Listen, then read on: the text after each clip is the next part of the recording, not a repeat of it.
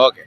మల్లేష్ అన్న ఆకులు అమ్ముకుంటూ 30 సంవత్సరాల ప్రజా జీవితంలో ఉంటూ ఈ కాంగ్రెస్ నాయకుల లెక్క దందాలు చేయలే, దోచుకోలే, దాచుకోలే, కష్టపడి తన జీవితాన్ని తను గడుపుతూ మీరు ఇచ్చిన ఏదైతే మున్సిపల్ వారు ఇచ్చిన పర్మిషన్ 2023లో ఇచ్చిర్రో దానితోని ఇక్కడ కన్స్ట్రక్షన్ చేసుకున్నారు.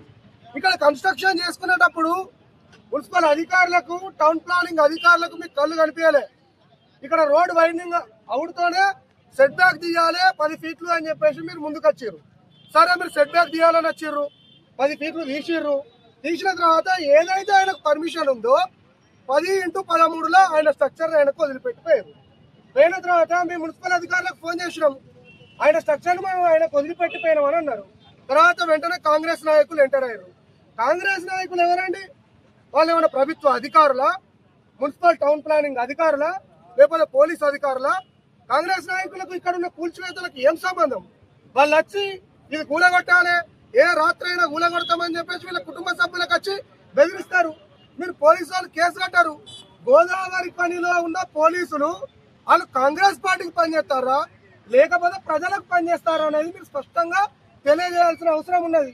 ఈరోజు ఏమన్నా అంటే మాస్టర్ ప్లాన్ అసలు ఓ సినిమా ఉంటాడు డైలాగు, అల్లు అర్జున్ ఓ సినిమాలో ఆ సార్ ఎక్కడ ఉంటాడో చెప్పుర్రా అని అంటారు.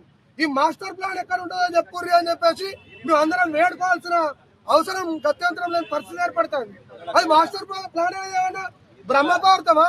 లేకపోతే ఏ మాస్టర్ ఎక్కడ కూర్చొని ప్లాన్ ఇస్తారో మరి చెప్పుతాం, మేము తెలుసుకుంటాం. కాబట్టి దయచేసి ఒక పని చేయండి, ఎమ్మెల్యే గారు, మీ కాంగ్రెస్ నాయకులు, మీరు అంటున్న పేదల ప్రభుత్వం ఏదైతే ఉన్నదో మీరు అందరు కలిసి గోదావరి కాడిని తీసుకొని తునకలు గులగొట్టుర్రి. మాకు వేరే కాడే గోదావరి కాడ కట్టిస్తే ఆ ఊరికి మేము షిఫ్ట్ అయిపోతాం. మీరు ఇక్కడ కట్టుకోవడానికి మాకు ఎటువంటి అబ్జెక్షన్ అని తెలియజేస్తున్నాం. ఈ రోజు చెప్తా ఉన్నాం, ఏదైతే అర్ధరాత్రి పూట మీరు దౌర్జన్యంతో కాంగ్రెస్ నాయకులు వచ్చి గులగొట్టిర్రు వాళ్ళ మీద వెంటనే పోలీస్ కేసులు నమోదు చేయాలి. ఏదైతే ఆయనకు పర్మిషన్ ఉండి కూలగొట్టిర్రో అదే స్థలం లోపల ఆయనకు ఆ నిర్మాణాన్ని కట్టించేయాలి. అంతవరకు మేము ఇక్కడ సత్యాగ్రహ దీక్ష నుంచి లేచేది లేదు, వెళ్ళేది లేదు. ఎన్ని రోజులైనా మంచిదే కానీ ఇక్కడే కూర్చుంటాం. ఈ నుంచల్లే కంప్లైంట్ చేస్తాం, ఈ నుంచల్లే బీసీ కమిషన్ కంప్లైంట్ చేస్తాం, ఈ నుంచల్లే మేము మా ప్రజా పోరాటాన్ని నిర్వహిస్తామని చెప్పేసి మీడియా ముఖంగా తెలియజేస్తాం.